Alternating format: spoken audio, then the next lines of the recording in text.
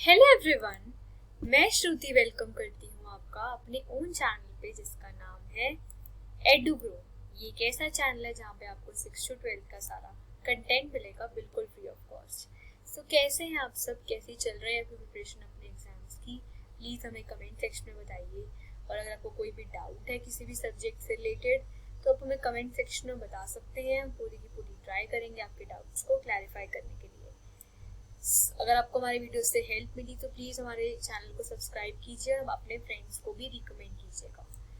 Okay, सो आज हम start करेंगे अपने मोडाल्स का टॉपिक। लास्ट क्लास के अंदर हमने देखा था टेंसेस का टॉपिक, बट आज हम स्टार्ट करेंगे अपना मोडाल्स का topic. So let's start the topic of modals. So modals का मतलब क्या होता है? आपको कोई आइडिया है मोडाल्स के बारे में?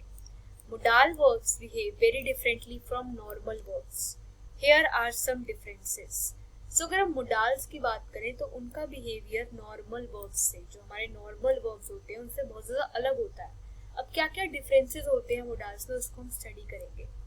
Modal verbs are always followed by a verb in its base form. Example, he can speak Chinese. तो जो मोडाल वर्ब्स है उसमें क्या होती है, एक वर्ब होती है। हर एक मोडाल के पीछे यहाँ पर मोडाल होगी और उसके बाद एक वर्ब होगी। For example, he can speak Chinese.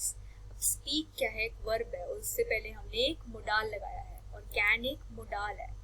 तो अगर हमने ही कैन स्पीक चाइनीज बोला है तो इसका मतलब क्या है, वो चाइनीज बोल सकता है, तो उसकी कैपेबिलिटी है चाइनीज बोलने की, तभी हम कैन का यूज करते हैं। और अगर आई स्पीक चाइनीज होता तो मैंने आपको लास्ट क्लास में बोला था कि अगर ऐसा कुछ हो जहाँ पर सिंपल प्रेजेंट टेंस यूज किया गया है तो वहां पर आई के साथ एस और ईएस नहीं आएगा और ही के साथ एस आएगा, राइट। तो आई स्पीक चाइनीज का मतलब ये मेरी हैबिट है कि मैं चाइनीज बोलता हूँ। ही स्पीक्स चाइनीज, ये उसकी हैबिट है, वो रेगुलरली चाइनीज बोलता है। You may take the book to school, यहाँ पे हमने मे का यूज किया है और मे के बाद एक वर्ब है, तो हर एक मोडाल के बाद एक वर्ब होती है। मे का होता है जब आप किसी को परमिशन दे रहे हो कि आप ये काम कर सकते हो। She may take the book to school, permission दी जा रही है कि काम कर सकते हो। You take the books to school, you take the books to school का मतलब आप उसको रेगुलरली बोल रही हो, you take the books to school. She takes the books, कि वो हर रोज जो है बुक्स को स्कूल लेकर जाती है। Modal verbs do not take s in the third present in the present simple. He speaks Chinese, he can speaks Chinese. She eats a sandwich at 9:30. She may eat a sandwich at 9:30. So modal verbs क्या होती है, उसमें S नहीं आता third person के अंदर। अगर हम थर्ड पर्सन की बात करें तो वहां पर एस का यूज नहीं होता। For example, he speaks Chinese है तो यहाँ पे हमने एस लगाया है क्योंकि ये क्या है, ही शी इट है, तो ही शी इट के साथ हमें एस का यूज करना है, तो इसके साथ हमने एस लगाया है। बट अगर हम किसकी बात करें, ही कैन स्पीक चाइनीज, तो कैन एक मोडाल है, हमने कैन के पीछे एक वर्ब लगाई है और स्पीक एक वर्ब है, तो इसमें हम किसी भी मोडाल के साथ एस नहीं लगाएंगे। ही कैन स्पीक नहीं होगा, ही कैन स्पीक होगा। She eats a sandwich at 9:30, वो 9:30 पर एक सैंडविच खाती है, मतलब ये उसकी हैबिट है। She may eat a sandwich, right, she may eat, यहाँ पर ईट है तो इसके साथ ईट्स नहीं होगा, खाली ईट होगा। जब भी हमने मोडाल लगाया है उसके बाद वर्ब के बाद एस नहीं लगेगा। You should not to make modal verbs negative even in the simple present and past. We don't use the helping verb do, तो हम क्या है, she should not be late, they might come to the party. Compare, I don't like to be late, I cannot eat any more cakes, I don't like carrot cakes. तो इसमें क्या है कि हम नॉट का यूज कब करेंगे, simple past को नेगेटिव बनाने के लिए, बट डू के साथ नहीं होगा नॉट का use. She should not be late, अगर हमें किसी मोडाल को नेगेटिव बनाना है किसी सेंटेंस को तो हम मोडाल्स के साथ क्या लगा देंगे, नॉट लगा देंगे। She should not be late, they might not be late, तो जब हम नॉट लगा देंगे तो वो क्या हो जाएगा, तो वो हो जाएगा क्या, नेगेटिव बन जाएगा सेंटेंस। बट अगर हम डू का यूज कर रहे हैं, आई डू नॉट लाइक, तो तब हम उसके साथ डू नहीं लगाएंगे। I can not eat any more cakes, तो कैन नॉट तो पहले ही उसके साथ नॉट लगा हुआ है, तो हम इसके साथ और नॉट नहीं लगाएंगे। तो अगर हमें नॉट लगाना है तो हम सेंटेंस को नेगेटिव बना देंगे। Many modal verbs cannot be used in past tense or in future tenses. She will go can with us. Wrong. She must have studied very hard. बहुत सारे modal verbs जो हैं वो past और future दोनों में यूज नहीं होंगे। यहाँ पे हमने बोल दिया she will go to school, तो मतलब क्या है, ये future में स्कूल जाएगी। she will go to us मतलब future में, और she can मतलब वो जा सकती है, बट इसका हमने साथ में यूज नहीं करना है। She must have studied very hard, ये must को हम क्या यूज कर रहे हैं, must, तो इसको हम मोडाल है ये, राइट। और यहाँ पे हम पास्ट फॉर्म यूज कर रहे हैं, तो ये सब गलत हो जाता है। हम दोनों पास्ट या प्रेजेंट को कंबाइन यूज नहीं कर सकते। या तो हम बोले he can go to us या he will go to us, तो दोनों गलत होंगे।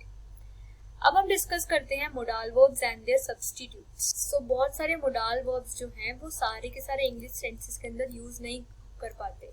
So that's why we need to know their meaning and substitute। तो हमें सब्स्टिट्यूट जानना बहुत ज़्यादा ज़रूरी हो जाता है मोडाल वर्ब्स का। अब will है, will not या won't। अगर हम will बोल रहे हैं, अगर हमें will का नेगेटिव लगाना है तो हम will not कर देंगे, और हम will not को won't भी बोल सकते हैं। We use this model to speak about future actions that we are surely or convinced about। तो हम will का यूज तब करेंगे जब हमें बहुत ज़्यादा बिल्कुल श्योरिटी है कि ये काम फ्यूचर के अंदर होगा ही होगा, राइट। और विल नॉट का हम बोल सकते हैं वोंट भी यूज कर सकते हैं। Tomorrow is Tuesday, tomorrow will be Wednesday. I know it because it is a known fact. तो आज ट्यूसडे है तो ऑब्वियसली कल वेडनेसडे होगा, तो हम 100% श्योर है कि ये काम होगा ही होगा फ्यूचर के अंदर, तभी हम विल का यूज करेंगे। Tomorrow will not be in the we will not be in the office tomorrow, I know because he is going to vacation. तो वो कल ऑफिस के अंदर नहीं होगा, राइट, नहीं होगा, तो हमें नेगेटिव बनाना है तो हम विल नॉट लगा देंगे। सो हम 100% श्योर है कि वो ऑफिस के अंदर कल नहीं होगा, क्योंकि वो वेकेशन पे जा रहा है, तभी हमने विल का यूज किया। तो हम विल का यूज तभी करते हैं जब हम 100% श्योर है कि ये काम होगा। Can, could, be able to. और कैन, कुड और बी एबल टू का क्या मतलब है? कैन कब यूज होता है? जब हमें जनरल एबिलिटी एक्सप्रेस करनी है, पॉसिबिलिटी और इम्पॉसिबिलिटी, अपॉर्चुनिटी, परमिशन, रिक्वेस्ट। तो कैन का यूज हम तब करेंगे जब हमें एबिलिटी एक्सप्रेस करनी है, मतलब he can do this work, मतलब उसकी एबिलिटी है कि वो काम कर सकता है। पॉसिबिलिटी है, अगर हमें बोलना है कि it can rain heavily today, तो मतलब पॉसिबिलिटी है कि आज बारिश हो सकती है, बट नहीं भी तो हो सकती, तो तभी हम कैन का यूज करेंगे। अपॉर्चुनिटी है, मतलब मुझे अगर कोई काम की अपॉर्चुनिटी मिली है, I can do this work. Permission, अगर हमें किसी को परमिशन देनी है कि किसी को परमिशन देनी है तो हम कैन का यूज करेंगे। You can do this work, okay.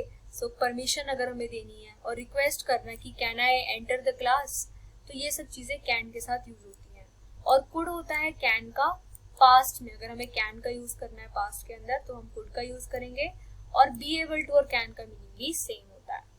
तो कैन का मतलब हम डिस्कस करते हैं। I can walk, I have the general ability to do the action of walking. तो कैन का मतलब हमने डिस्कस किया था कि जनरल एबिलिटी के लिए यूज होता है, तो मतलब मेरे में क्षमता है, एबिलिटी है ये काम करने की, मैं वॉक कर सकता हूँ, तो जनरल एबिलिटी के लिए कैन यूज होगा। I can't hear you, it's too noisy, I don't have the ability to hear you what you are saying because of the noise. तो मतलब एबिलिटी नहीं है, एबिलिटी है या नहीं है। दूसरे सेंटेंस में बोला है कि एबिलिटी नहीं है, तभी कैन नॉट का यूज हुआ है। तो मतलब एबिलिटी नहीं है काम करने की, क्योंकि नॉइज बहुत ज्यादा नॉइज हो रही है, मेरे में क्षमता नहीं है कि मैं तुम्हें सुन पा रहा हूँ।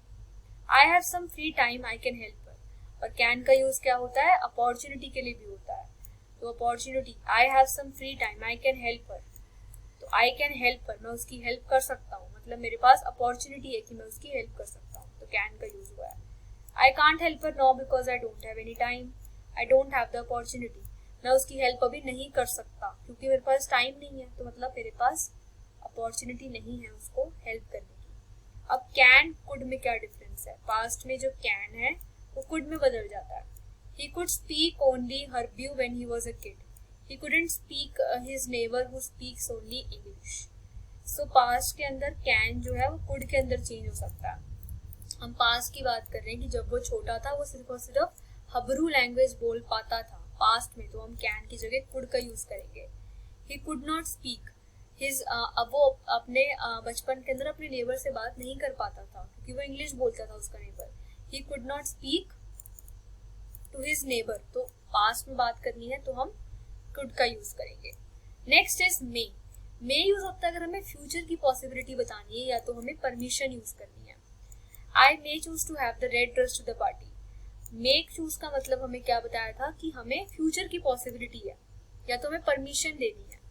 I have two dresses. There's a chance that I will choose to wear the red dress and not the blue one. तो make का मतलब होता है कि हमें क्या करनी है, परमिशन वो लेनी है. फ्यूचर की पॉसिबिलिटी बता रहे हैं कि मेरे पास 2 ड्रेसेस हैं, हो सकता है कि मैं रेड ड्रेस जो है पार्टी के अंदर वियर करूँ. सो ये फ्यूचर की पॉसिबिलिटी है कि मैं रेड ड्रेस वियर करूँ. तो फ्यूचर पॉसिबिलिटी के लिए हम मे का यूज करेंगे. Today he may come to time. Right, तो हम फ्यूचर की पॉसिबिलिटी बता रहे हैं कि आज वो टाइम पे आ सकता है. Although usually comes late, there is a possibility that today will come on time. हालांकि वो रोज लेट आता है, बस आज पॉसिबिलिटी है कि वो जल्दी आ सकता है. May I come to visit you at 5 o'clock. अब हम परमिशन ले रहे हैं, उसके लिए मे का यूज करेंगे. I want to come to you but I am not sure that you want me to come और you will be at home that you will let me enter in. So may का मतलब क्या होता है, permission हमें देनी है. तो परमिशन पूछने के लिए किसी से हम मे का यूज करेंगे कि मैं आपके पास आ सकता हूँ 5 o'clock या नहीं. You may take only 1 candy. आप किसी को परमिशन दे रहे हो, बहुत सारी कैंडीज है बट आपको सिर्फ और सिर्फ एक लेनी है. और माइट क्या है, पास्ट के अंदर जो है वो मे माइट के अंदर चेंज हो जाता है. राइट, माइट भी पॉसिबिलिटी के लिए यूज होता है पास्ट के अंदर. We may come on time but if you miss the bus we might be late. हम टाइम पे आ जाएंगे बट अगर आप बस मिस कर दो तो हम लेट भी हो सकते हैं. तो यहाँ पे फ्यूचर की पॉसिबिलिटी शो की जा रही है, तो हमने माइट का यूज करा है. I plan to come and this is why I want to catch the bus at 7:15. If I not catch the bus at 7:30 I can come on time. I am not sure. तो हम time पर आ सकते हैं but अगर हम बस miss कर देंगे तो हम लेट हो जाते हैं. तो मेरा प्लान है कि मैं टाइम पर आऊँ, तभी मुझे 7:15 की बस कैच करनी है. बट अगर 7:30 की बस कैच करूंगा तो मैं टाइम पर आ भी सकता हूँ या नहीं भी आ सकता. तो श्योरिटी नहीं है. और फिर क्या है, if you advertise the internet you might get a lot of spam on the internet. अगर एडवर्टाइज करोगे तो आपको माइट हो सकता है. अगर आप फ्यूचर की बात हो रही है कि अगर आप एडवर्टाइज करोगे इंटरनेट पे तो आपको बहुत सारी स्पैम आ सकती है अपनी ईमेल में. तो फ्यूचर पॉसिबिलिटी के लिए माइट यूज होता है. Although you don't want to get spam there is a risk you will get it. 100% sure नहीं है कि आपको स्पैम आए ही आए बट आ सकता है. तो फ्यूचर पॉसिबिलिटी के लिए माइट यूज होता है. शुड यूज होता है सजेशन के लिए. अगर किसी को एडवाइस देनी है, सजेशन देनी है तो शुड यूज करेंगे. If you want to be a champion you should practise every day. You don't want to practise but then you should not get better. तो अगर आप किसी को एडवाइस दे रहे हो कि अगर आपको चैंपियन बनना है तो आपको प्रैक्टिस करना पड़ेगा, तो एडवाइस के लिए आप शुड का यूज करोगे.